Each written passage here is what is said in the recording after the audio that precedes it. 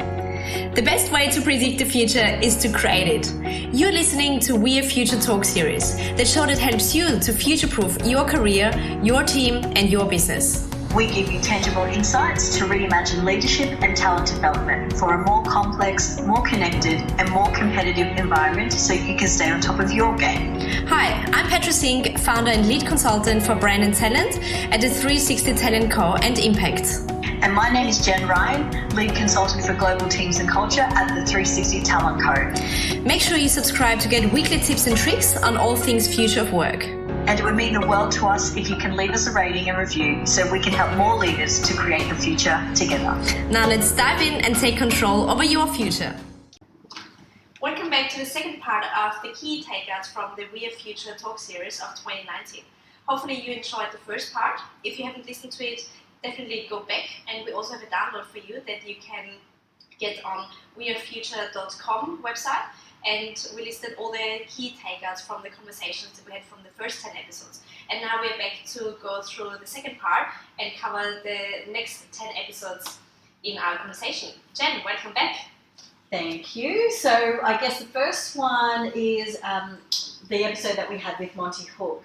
And Monty, really what resonated for me in that conversation with him was this notion of giving for good, or that businesses need to become social enterprises and as such start to consider contributing even if it's on a micro level. So similar to what we were talking about in one of our previous episodes when we talked about micro learning, that micro giving is actually a thing now that can make it a lot easier or a lot more sustainable to integrate giving or giving back to the community into your business model. And so that was a really interesting topic to cover, really. Absolutely, and it also goes hand in hand with the motivation from employees, especially from the millennial generation, that they want to be part of something bigger that actually does something good and is not just profit driven.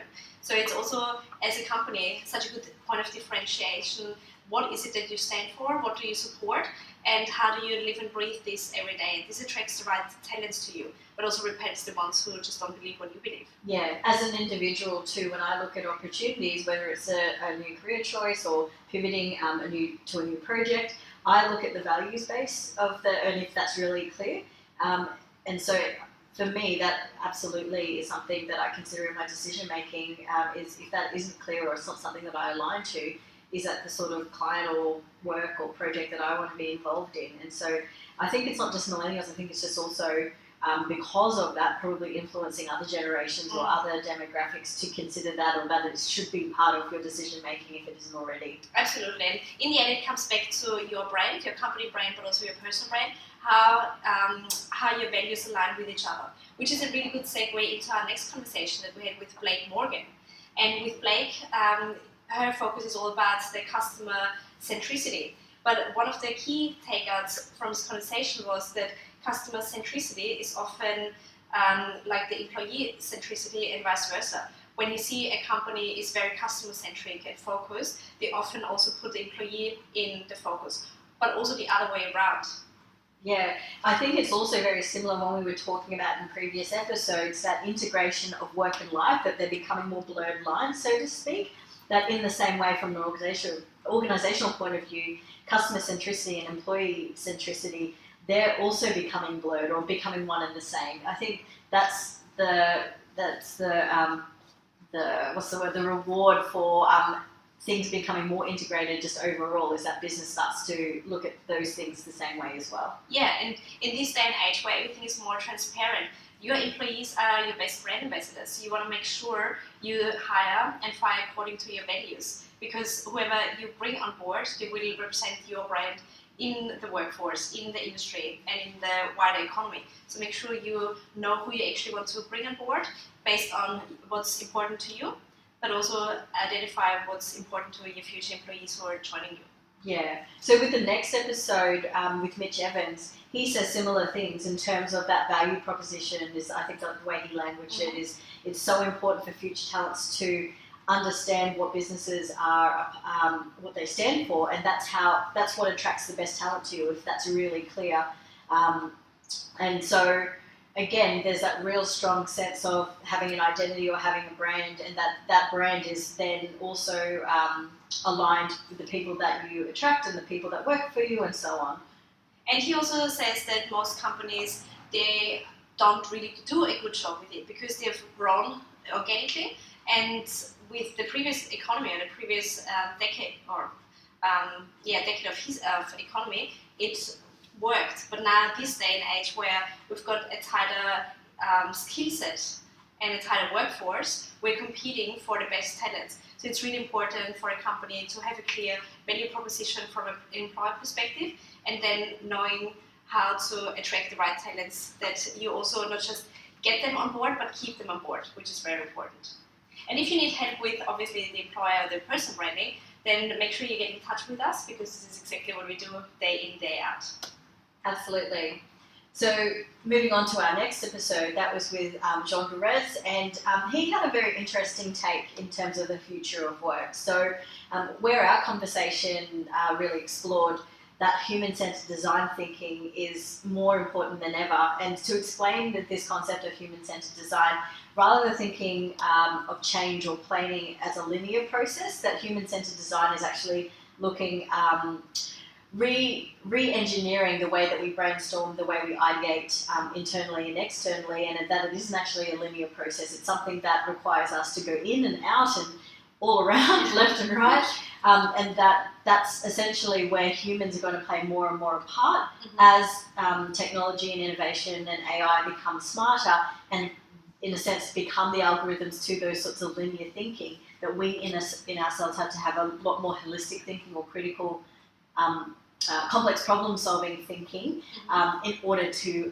support that work that automation technology is replacing for us, or to partner with us. Yes, yeah, 100%. Which is also a good segue into our next conversation with Vinny. And we were talking a lot about the changes that technology brings to organizations. And what he points out is that integration of digital disruption or digital transformation usually fails in an organization if you don't have the buy-in from the leadership or the senior leadership team. And he also emphasizes the fact that product should actually be part of the senior leadership team and have a seat on the table, because these days it's still very traditional in terms of you've got finance on the senior executive team, you've got marketing often, but then more the traditional departments rather than the up-and-coming areas like the product function. And also that with the disruption, when it falls down, is when you don't bring people on the journey, what it actually means for their roles and for their careers. If they are fearful of what's happening to them, they create resistance against it. And digital transformation will never do anything with the best technology if you don't get the people on board. So bring them on the journey, help them understand what it means for their career, and solve problems together, how they can actually then jump onto the next learning curve without having to be made redundant. Yeah, I also really liked with Vinny that focus around when it came to problem solving or decision making is being really collaborative in nature, and that sort of community focus. So where traditionally decisions would be made from top down is what can we do to think differently, who can we bring into a room to have that discussion that maybe will offer a different perspective.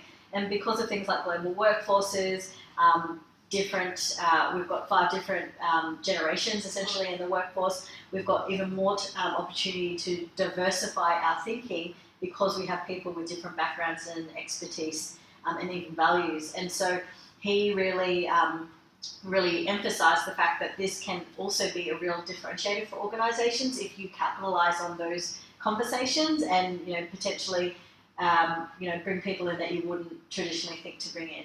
Yeah, which is again a perfect segue into our next conversation. And I swear we did not plan it this way, but our next conversation was with Mia. And Mia, she embraces global teams and autonomous working for literally ever, or for a long time already. Yeah. And something that really stood out was that with a global team, what it means is that you're building relationships all over the world.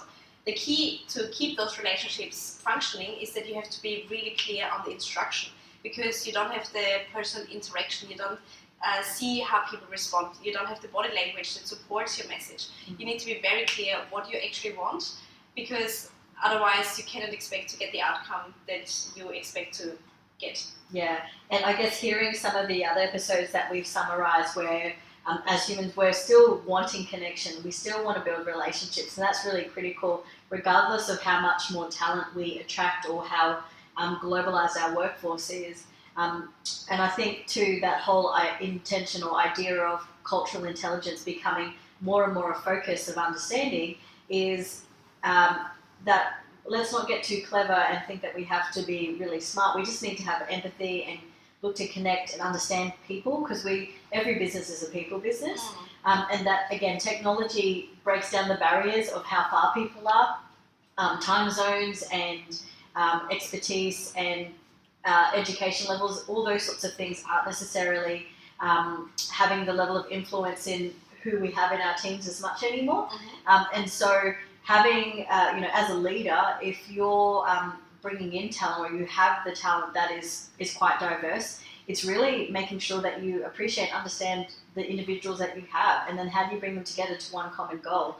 That was something that really was clear is important for Mia in terms of building her team and her business. Yeah, and what it comes down to in the end is having the shift of mindset. And what it also means, it opens you up to a new world, because in the second you build a global team, you also attract global clients, which means you can actually scale the business. And in the end, if you think about it, technology and global teams, it's all about creating more efficiency in an organization, that you can scale and that you can bring your value to a much larger audience than to just clients who are in the same environment. Yeah, definitely. So if you're in business or you're an individual that's looking to attract talent in this space and you haven't done so before, again, get in touch with us. This is an area that we can focus on. Cross-cultural management, or even just managing remotely or in virtual environments, is something that we absolutely can support and help you with. So definitely check in, and we'd be more happy to have that conversation. For sure. Maurice was probably one of my favorite conversations, because he's a business futurist, and he's been a futurist for the last 2 decades, really. So he's always ahead of the game. And one of the takeouts and statements that he made is that gets him excited every day is that today's world is full of imagination. Whatever you think was not possible, it kind of is possible. There are no restraints anymore. And we need to embrace that in order to create our future careers. And that a PD is irrelevant, because what it is, it's just a description of what the job did do previously. But we want to hire for people who want to take control over their own PD, so to speak, or their own role, and see what they can do in order to bring more value to the business moving into the new world of work. Yeah, definitely. I think that idea of documenting or dictating what roles people have to play is also a bit old school thinking, in the sense that things are changing so quickly now. By the time you probably put that document together, the problems they have to solve probably don't even exist anymore, or the deliverables. So having a model that allows people to do their best work, or I guess understand what problems they have to solve and how do they deliver the outcomes that you want, is probably more relevant than it is to actually sit down and prescribe their tasks on a day-to-day basis. It doesn't work for the way that we operate now. And on a practical level, how can you make this work for you?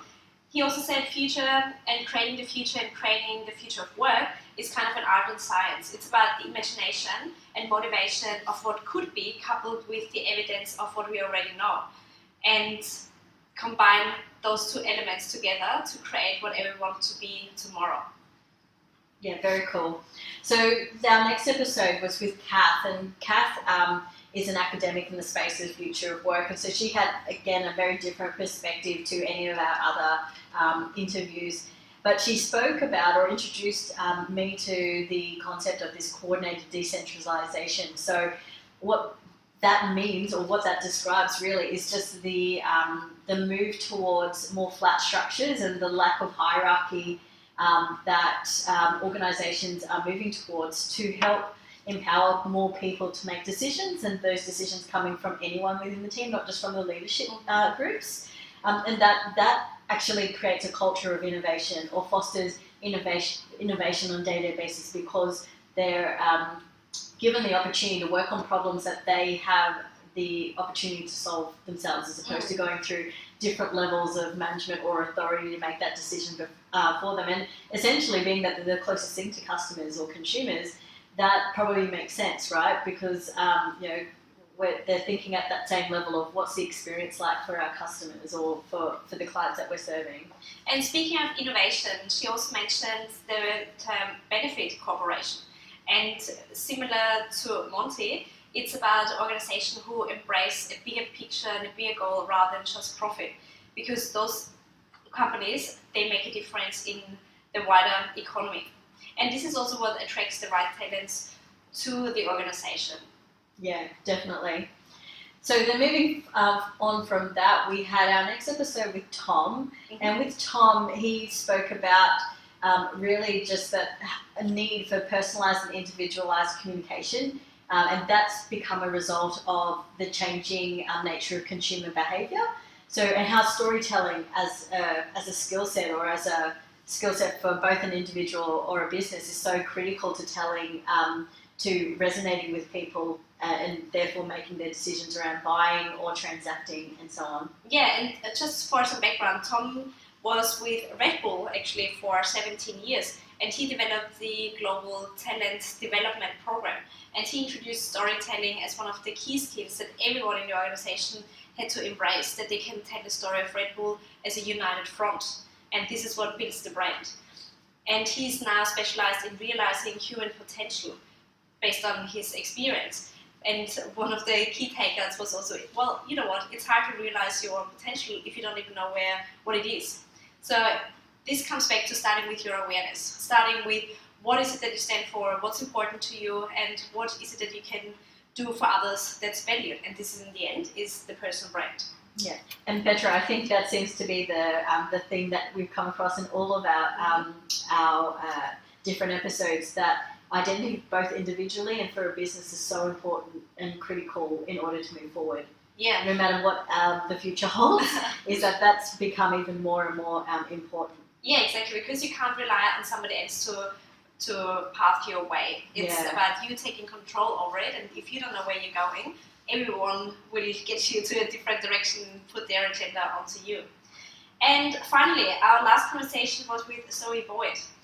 It was again a very interesting conversation in terms of what the future of work looks like and the skill sets that we need to succeed in this new world of work. Basically, what he says, there are a few trends that create new behaviors, and the tightening labour market is now the forcing motivator to focus more on the employee experience, because the employment rate, or the unemployment rate, I should better say, is the lowest it has been. So a company is fighting for more than ever for the best talents. Yeah, and it's interesting because I think there's this natural notion for people to think that the more technology advances, that's actually replacing jobs. 100% that's not true. It is replacing the jobs of the old way or the past, but that is also giving us the opportunity to create these new roles that didn't even exist before. And so there will never be a problem when it comes to jobs, and that therefore we shouldn't look at it as a threat, we should look at it as an enabler. Yes, for sure. And in order to make the right decisions, what he also said is, in this connected world that we are in, the most important decision that you will ever make is to decide who you are following. Do you follow people who are the naysayers and who always have the negative spin on changes and evolutions, or is it people that you can actually rely on? And he also refers to a portfolio of kind of advisors who have diverse mindsets about things. So don't just take one or two or three opinions for granted. Take a range of 15, 20, 30 experts even on, and see what works for you, what works in your industry, and create something that really resonates with where you want to go. Yeah, that's so true. I think too, as an individual, consider who you're learning from, not just locally, but also you've got access to so many great thought leaders in your space of interest. So, for example, with me, some of my best mentors right now I've never met, or they've never met me, and it's just because I choose to follow what content that they're putting out there, and it's different thinking to myself, or it's potentially complementary thinking to some of the projects that I'm working on, and I pick and choose what I take from each of those things because again, we have this access to so much content, and we are tailoring what is on our newsfeed or what's in our notifications now. And so with so much information out there, we have to start being really intentional with what we're following. Yeah, but this external perspective can also bring a completely new twist of things. Yeah. And I think this is why we bring so much value to organizations, because as a consultant, you don't have the personal bias or the emotional bias connected to certain people or certain situations. So what Jen and I do working with companies is to bring this external lens and this independent evaluation of where the business is at and how we can take it into the future of work. And so that finalises our second part of our highlights reel for 2019. I hope you've enjoyed the value in this session. Of course, plug into more episodes, listen back to episodes if you want to get some more information outside the highlights, but we've also got worksheets attached so that you can take away some things that you can start to apply from today. And finally, for 2020, you can get excited because we are pivoting our podcast slightly. What it means is we will deliver more educational content. We got so much feedback that you guys want to know, how can I apply that in my day-to-day as a business, but also as an individual. So from 2020 onwards, we'll have short episodes on the future of work, future skill sets, but then also how can we learn better, how can we attract and retain the best talents. So make sure you tune in. If you haven't subscribed yet, definitely do that, then you get notified when a new episode is released. And we cannot wait for creating the future of work together. And that wraps up another insightful conversation about the future of work. And now we want to hear from you. What was the biggest takeaway from this conversation? Make sure you share your learnings on LinkedIn and also tag our guest speakers. And of course, if you or somebody you know has some more interesting take on the future of work, send us an email to contact@wearefuture.com. Until next time, and keep creating the future of work.